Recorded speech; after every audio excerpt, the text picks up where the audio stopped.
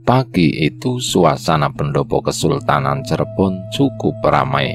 Sultan Panembahan didampingi oleh Permaisuri Ratu Mas Glampok tampak berbincang cukup serius dengan Prabu Gesan Ulun. Setelah 3 hari kunjungannya ke Keraton Cirebon, hari itu Prabu Gesan Ulun mohon pamit untuk kembali ke kerajaannya, yaitu Kerajaan Sumedang Larang. Kakanda Sultan, kami atas nama pribadi dan seluruh rakyat Sumedang Larang mengucapkan banyak terima kasih atas sambutannya yang luar biasa menyenangkan.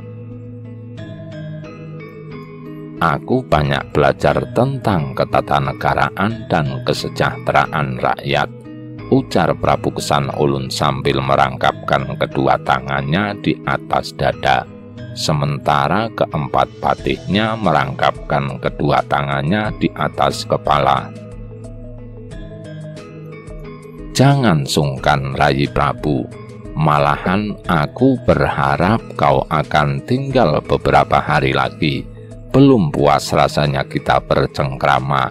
Lebih dari 5 tahun kita tidak bertemu. Betul kan, Dinda Ratu? Jawab Sultan Panembahan Ratu sambil melirik permaisurinya. Betul, Rai. Bahkan kita belum sempat berbincang. Kau selalu sibuk dengan Kakanda Sultan. Ratu Mas Glampok menimpali sambil tersenyum. Terima kasih banyak Kakanda Sultan dan Kakanda Ratu. Hanya saja masih banyak pekerjaan di Sumedang Larang yang belum terselesaikan. Banyak ilmu yang aku pelajari selama aku di sini, dan semoga bisa diterapkan di Sumedang Larang. Prabu Gesan Ulun mencoba mengakhiri basa-basi ini. Hatinya berdegup kencang khawatir lenyapnya Ratu Harisbaya akan segera ketahuan. Sepertinya Rai Prabu sudah sangat merindukan Sumedang Larang. Tolong sampaikan salamku kepada Dinda Nimas Gedengwaru. Ratu Mas Glampok menggoda Prabu Gesan Ulun.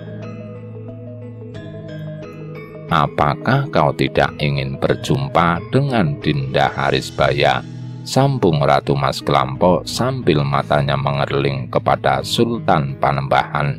Jelas ada nada cemburu yang diarahkan ke arah Sultan Panembahan. Wajah Prabu Gesan Ulun memerah lalu berubah menjadi pusat pasi. Begitu pula keempat patihnya. Patih Batara Sang Hyang Hawu meraba ujung kepala goloknya. Sementara wajah Sultan Panembahan merah padam.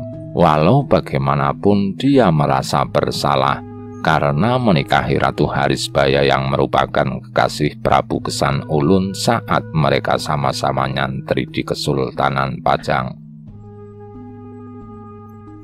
Sayang sudah beberapa hari ini Dinda Harisbaya sedang tidak baik kesehatannya, sehingga tidak bisa keluar kaputren.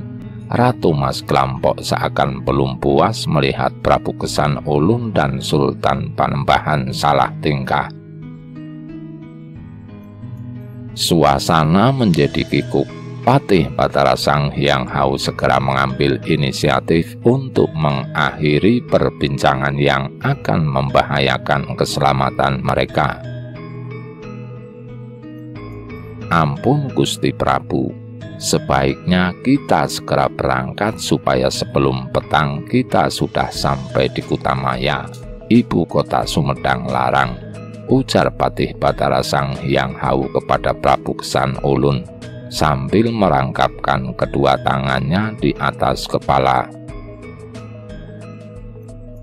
Baiknya memang begitu. Apa yang disampaikan patihmu ada benarnya. Jangan sampai kemalaman sampai Kutamaya, ujar Sultan Panembahan kepada Prabu Gesan Ulun tanpa sekilas pun memandang kepada Patih Batara Sang Hyang Hawu. Sultan Panembahan memang tidak terlalu menyukai keempat patih Prabu Kesan Ulun. Peristiwa penyerahan mahkota Binokasih Sang Hyang Pakai dari Prabu Surya Kencana kepada Kerajaan Sumedang Larang. Sultan Panembahan khawatir penyerahan tanda kebesaran Raja Pajajaran tersebut akan merubah arah politik Kerajaan Sumedang Larang dan berbalik memusuhi Kesultanan Cirebon. Walaupun Kerajaan Sumedang Larang tidak terlalu besar, tapi dengan kehadiran 4 bekas Kandagalantai Pajajaran jelas akan menambah kekuatan perangnya. Akhirnya Sultan Panembahan dan Ratu Mas Kelampok didampingi oleh beberapa petinggi Kesultanan Cirebon melepas kepergian Prabu Kesan Ulun untuk kembali ke Kerajaan Sumedang Larang. Prabu Kesan Ulun bergegas melompat ke atas kudanya, diikuti oleh keempat patihnya melompat ke atas kudanya masing-masing. Setelah menyampaikan penghormatan kepada Sultan Panembahan dan Ratu Mas Kelampok, Prabu Kesan Ulun memacu kudanya diikuti oleh keempat patihnya. Setelah cukup jauh dari keraton Kesultanan Cirebon, Patih Batara Sang Hyang Hawu mempercepat lari kudanya menjajari kuda Prabu Kesan Ulun. "Ampun Kanjeng Gusti Prabu, hamba mohon izin untuk menjemput Gusti Ratu Harisbaya," ujar Patih Batara Sang Hyang Hawu. "Kakang Patih, di mana Harisbaya? Aku khawatir dia cemas menunggu kita." Prabu Kesan Ulun terlihat gelisah. "Jangan khawatir Gusti Prabu, lebih baik lanjutkan perjalanan dengan ketiga Rayi Patih. Nanti kita bertemu di Maja," ujar Patih Batara Sang Hyang Hawu. "Apa rencanamu Kakang Patih?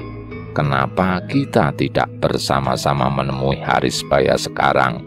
Prabu Kesan Ulun gusar. "Terlalu bahaya Gusti Prabu. Hamba khawatir Sultan Panembahan akan segera menyadari hilangnya Ratu Harisbaya dan mengirim pasukan mengejar kita," jawab Patih Batara Sang Hyang Hawu.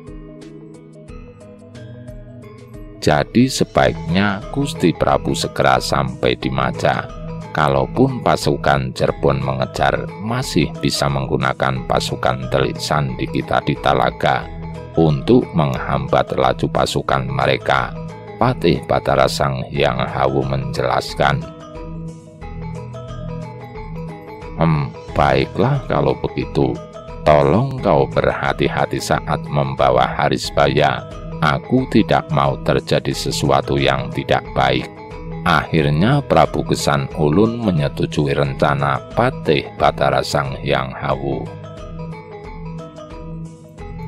"Baik Gusti Prabu, hamba pamit," ujar Patih Batara Sang Hyang Hawu sambil mengurangi kecepatan lari kudanya. Dijajarkan lari kudanya dengan ketiga patih yang lain. Rayi bertiga harap jaga keselamatan Gusti Prabu. "Jangan sampai terjadi sesuatu yang buruk," ujar Patih Batara Sang Hyang Hawu. "Rayi Kondang Hapa, aku percayakan kau memimpin pengawalan Gusti Prabu. Kita akan bertemu di Maja lewat tengah hari," sambung Patih Batara Sang Hyang Hawu kepada Patih Batara Sang Hyang Kondang Hapa. "Baik Kakang Patih, kau juga harus berhati-hati," jawab Patih Batara Sang Hyang Kondang Hapa singkat. Patih Batara Sang Hyang Hawu memisahkan diri dengan berbelok ke kanan menuju ke bukit tempat menyembunyikan Ratu Harisbaya. Setelah beberapa saat dia menghentikan lari kudanya lalu melompat turun. Diperhatikannya keadaan sekitar sambil mengikatkan kudanya di pohon yang sehari sebelumnya dipakai untuk mengawasi keraton Cirebon bersama Batara Adipati Wirajaya. Setelah dirasa cukup aman, Patih Batara Sang Hyang Hawu menggenjot kakinya dan melayang turun ke lembah yang cukup curam. Dengan enteng kakinya menjejak tanah melompati gundukan ilalang yang cukup lebat dan tidak berapa lama sudah sampai di dasar lembah. Diawasinya lagi keadaan sekitar. Patih Batara Sang Hyang Hawu memang berlaku sangat hati-hati. Sengaja dia melewati gubuk di lereng lembah dan melompat ke dasar lembah untuk memastikan di sekitar gubuk tidak ada yang mengawasi. Setelah yakin keadaan cukup aman, Patih Batara Sang Hyang Hawu kembali melompat ke atas lereng tempat gubuk itu berada. Di depan gubuk tampak Jantaka dan Sakuntala sedang berjaga-jaga dengan golok terhunus. Keduanya memang orang-orang kepercayaan Patih Batara Sang Hyang Hawu. Mereka berdua digembleng ilmu silat dan kesaktian langsung olehnya. Jantaka, bagaimana keadaan sekitar? Apakah ada yang mencurigakan? Tanya Patih Batara Sang Hyang Hawu sambil menepuk pundak Jantaka. Jantaka dan Sakuntala kaget bukan kepalang. Sama sekali tidak disadarinya kehadiran Batara Sang Hyang Hawu. "Ah, Gusti Patih, semua aman," jawab Jantaka gagap. Sementara Sakuntala segera menyarungkan goloknya dan merangkapkan kedua tangannya di atas kepala. Sudah, jangan segala pakai peradatan," ujar Patih Batara Sang Hyang Hawu sambil mengepaskan tangannya. "Di mana kuda yang kuminta?" sambung Patih Batara Sang Hyang Hawu bertanya kepada Jantaka dan Sakuntala. "Disembunyikan di bawah bukit bersama kuda kami berdua," jawab Sakuntala. "Bagus, sekarang bawa ketiga kuda tersebut ke atas bukit. Kita akan segera kembali ke Kutamaya," ujar Patih Batara Sang Hyang Hawu. "Ampun Gusti Patih, siapakah kiranya yang berada di dalam gubuk tersebut?" tanya Jantaka. "Kau tidak usah banyak tanya. Semakin kau tidak tahu, maka akan semakin aman untuk kalian berdua," jawab Patih Batara Sang Hyang Hawu. "Sekarang tunggu apa lagi? Segera laksanakan perintahku," sambung Patih Batara Sang Hyang Hawu gusar. "Baik Gusti Patih, hamba berdua segera laksanakan perintah," ujar Sakuntala bergetar ketakutan sambil bergegas menuruni bukit, diikuti Jantaka untuk mengambil kuda. Sepeninggal Jantaka dan Sakuntala, Patih Batara Sang Hyang Hawu pelan-pelan berjalan ke arah gubuk dan mengetuk pintu sambil memanggil Ratu Harisbaya.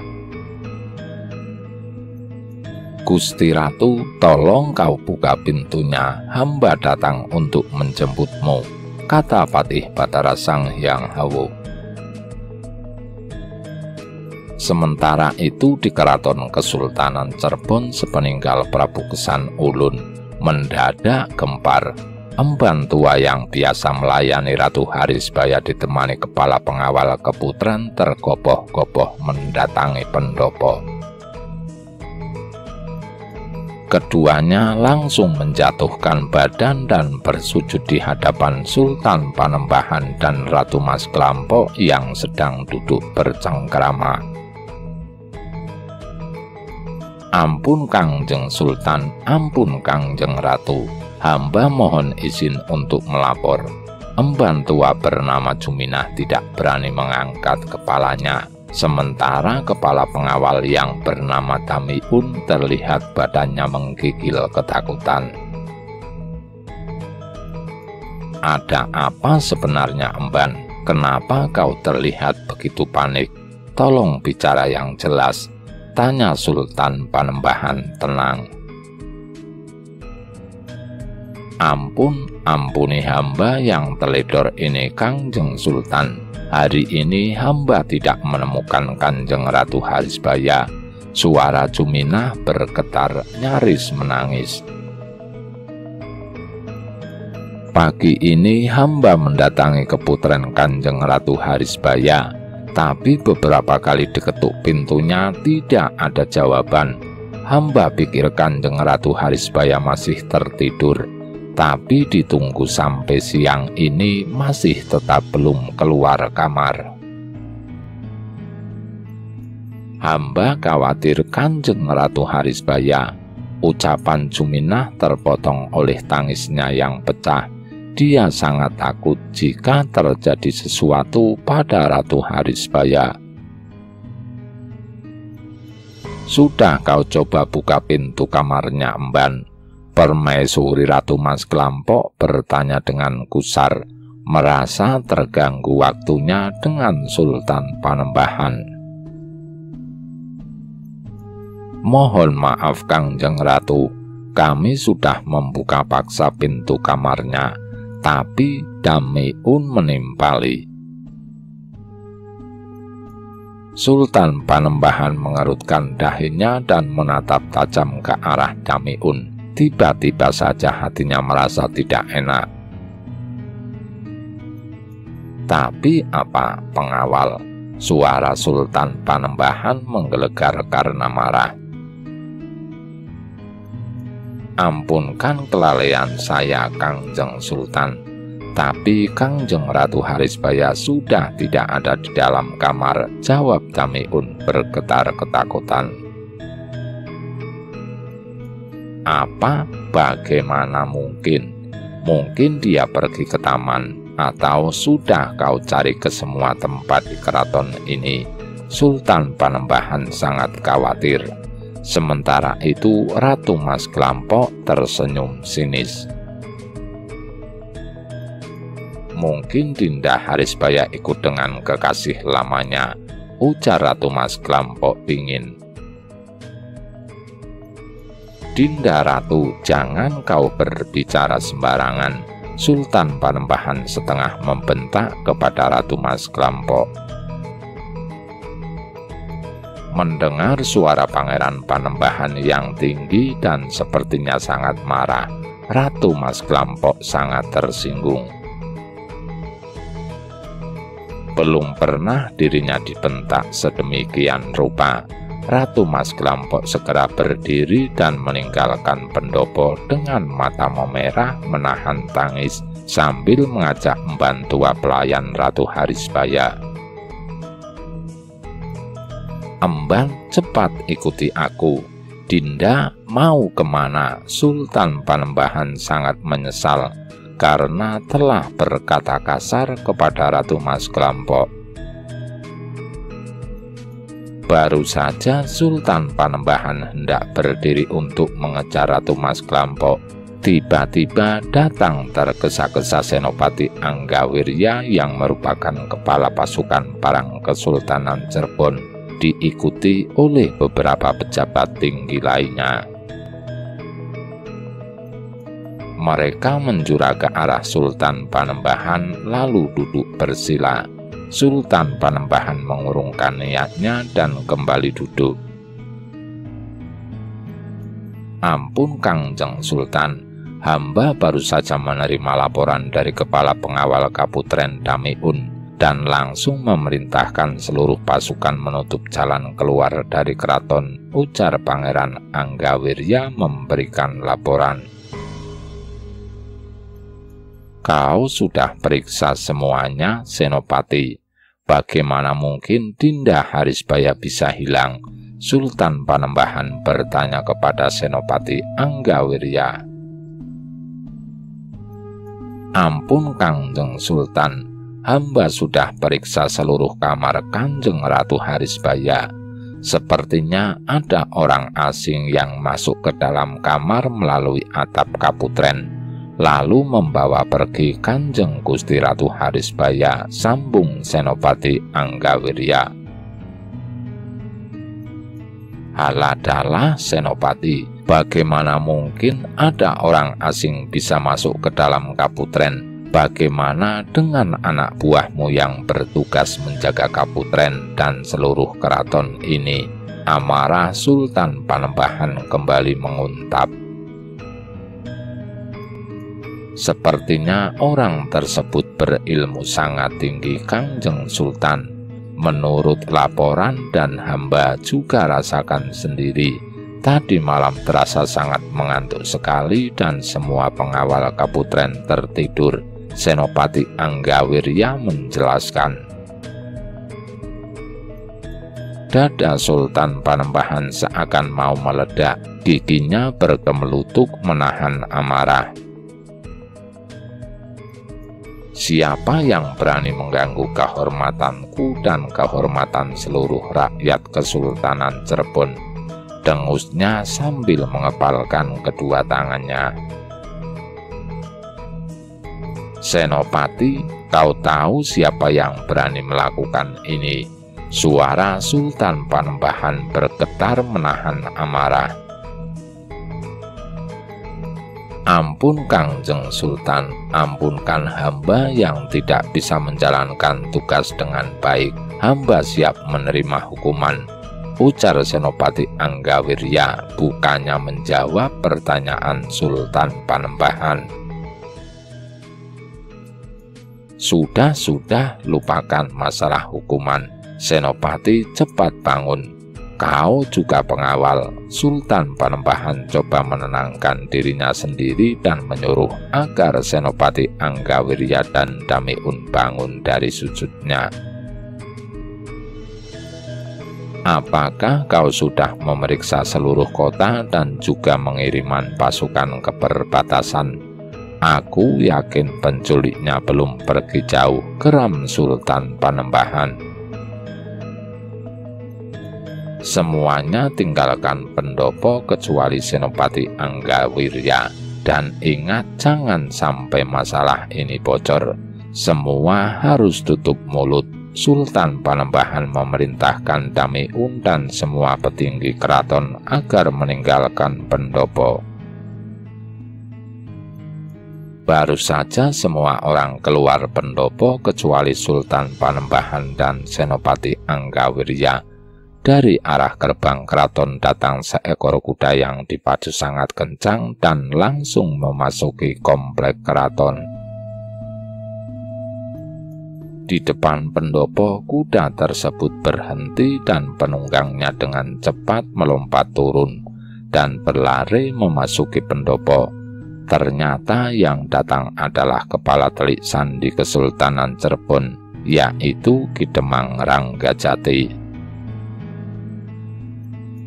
Ki Demang Ranggajati segera menjatuhkan tubuhnya dan duduk bersila di hadapan Sultan Panembahan dan Senopati Anggawirya sambil menjura. Ampun Kanjeng Sultan, hamba datang atas panggilan Senopati Anggawirya. Hamba siap menerima titahmu, ujar Ki Demang Ranggajati. Bagus kau datang Ki Demang, memang ada hal yang sangat penting, ujar Sultan Panembahan. Lebih baik kita pindah ke ruangan dalam saja, sambung Sultan Panembahan sambil berdiri dan berjalan masuk ke ruangan tengah. Senopati Anggawirya dan Ki Demang Ranggajati bergegas bangkit dan mengikutinya. Sesampainya di dalam ruangan tengah, Senopati menjelaskan masalah yang terjadi kepada Ki Demang Ranggajati. Kurang ajar, siapa yang telah berani merusak kehormatan Kangjeng Sultan? Aku bersumpah akan memotong-motong tubuhnya, geram Ki Demang Ranggajati sambil mengepalkan tangannya. Ki Demang, aku ingin agar semua ini dirahasiakan sebelum segalanya menjadi jelas, ujar Sultan Panembahan. Senopati, menurutmu siapa kira-kira yang berani menculik Harisbaya? Sambung Sultan Panembahan bertanya kepada Senopati Anggawirya. Ampunkan hamba Kanjeng Sultan, hamba khawatir Kanjeng Ratu Harisbaya tidak diculik. Tetapi Senopati Anggawirya menarik nafas panjang, tidak menyelesaikan ucapannya. Apa maksudmu Senopati? Apakah menurutmu Harisbaya melarikan diri? Sultan Panembahan gusar mendengar ucapan Senopati Anggawirya. Ampun Kangjeng Sultan, hamba sudah memeriksa seluruh petunjuk yang ada di kamar Kanjeng Ratu Harisbaya. Kamarnya masih dalam keadaan rapi dan tidak ada tanda-tanda keributan. Jadi menurut hamba, mungkin saja Kanjeng Ratu Harisbaya pergi bersama penculiknya dengan sukarela. Senopati Anggawirya menjelaskan. Jaga mulutmu Senopati, Harisbaya tidak mungkin berbuat seperti itu. Suara Pangeran Panembahan terdengar gusar. Bukankah menurutmu seluruh kaputren disirep oleh penculik itu? Berarti Harisbaya juga dalam kondisi tersirep. Aku tidak mau kau menyebarkan cerita karangan seperti itu, sambung Sultan Panembahan sambil menggebrak meja dengan tangan kanannya. Ampun Kangjeng Sultan, maafkan kesalahan hamba, ujar Senopati Anggawirya. Tidak menyangka reaksi Sultan Panembahan akan sekeras itu. Sudahlah, sekarang apa rencanamu untuk mencari Harisbaya? Pungkas Sultan Panembahan kepada Senopati Anggawirya. Hamba mencurigai tamu dari kerajaan Sumedang Larang terlibat dalam masalah ini. Oleh karena itu hamba mohon izin untuk mengejar mereka, jawab Senopati Anggawirya. Maksudmu Rai Prabu Gesan Ulun yang menculik Harisbaya? Tapi apa mungkin dia tega merusak kehormatanku? Suara Sultan Panembahan melemah mencoba membantah. Walaupun kecurigaan Senopati Anggawirya sangat masuk akal, mengingat hubungan Prabu Gesan Ulun dengan Harisbaya di masa lalu. Hamba yakin Kanjeng Gusti Prabu Gesan Ulun hanya dimanfaatkan oleh patih-patihnya saja. Kanjeng Sultan tentu ingat, mereka adalah orang-orang Pakuan Pajajaran. Hamba khawatir mereka memanfaatkan ini untuk membalas dendam ke Kesultanan Cirebon, ure Senopati Anggawirya. Mungkin saja. Ilmu dan kesaktian keempat Kandagalanti dari Pakuan memang sangat sulit diukur. Hanya mereka yang bisa menerobos penjagaan tanpa diketahui, gumam Sultan Panembahan. Tapi sebentar Senopati, bukankah aku sudah memerintahkanmu untuk mengawasi gerak-gerik mereka selama di sini? Ki Demang, apa saja kerjamu sehingga bisa terjadi seperti ini? Sultan Panembahan beralih kepada Ki Demang Ranggajati. yang memang bertugas mengawasi seluruh yang terjadi di Kesultanan Cirebon. Ampun Kangjeng Sultan, hamba dan 10 orang anggota Telik Sandi paling hebat sudah mengawasi gerak-gerik mereka siang dan malam, tetapi ilmu mereka sangat luar biasa. Beberapa kali hamba kehilangan jejak, ujar Ki Demang Ranggajati ketakutan. Memalukan, sangat memalukan. Bagaimana mungkin seluruh keraton Cirebon bisa dipermainkan oleh 4 orang saja? Aku sangat kecewa dengan kalian, ujar Sultan Panembahan sambil menepuk dahinya. Pagi ini setelah mereka meninggalkan keraton, apakah kau awasi mereka, Ki Demang? Sambung Sultan Panembahan sambil menatap tajam ke arah Ki Demang Ranggajati. Sesuai perintah Senopati Anggawirya, hamba menyebar anggota Telik Sandi untuk mengawasi mereka, tetapi ucapan Ki Demang Ranggajati terpotong. Tapi apalagi Ki Demang, apakah kau melihat mereka membawa Harisbaya? Sultan Panembahan tidak sabar memotong ucapan Ki Demang Ranggajati. Di pertigaan setelah kampung Semanan, salah satu dari mereka berbelok ke pasir atau Bukit Batang. Hamba ikuti dan tetap mengawasinya. Tetapi menjelang puncak bukit dia menghilang dan hamba kehilangan jejak. Ki Demang Ranggajati meneruskan laporannya. Siapa yang pergi ke pasir Batang? Gesan ulunkah? Tanya Sultan Panembahan tambah gusar. Bukan Kanjeng Sultan. Yang menuju ke pasir Batang adalah Sang Hyang Hawu, sedangkan Prabu Gesan Ulun bersama 3 orang lainnya meneruskan perjalanan ke arah Sumedang Larang, jawab Ki Demang Ranggajati. Sang Hyang Hawu, aku sudah mencurigainya sejak lama. Pantas saja, ilmunya memang sangat tinggi, gumam Sultan Panembahan.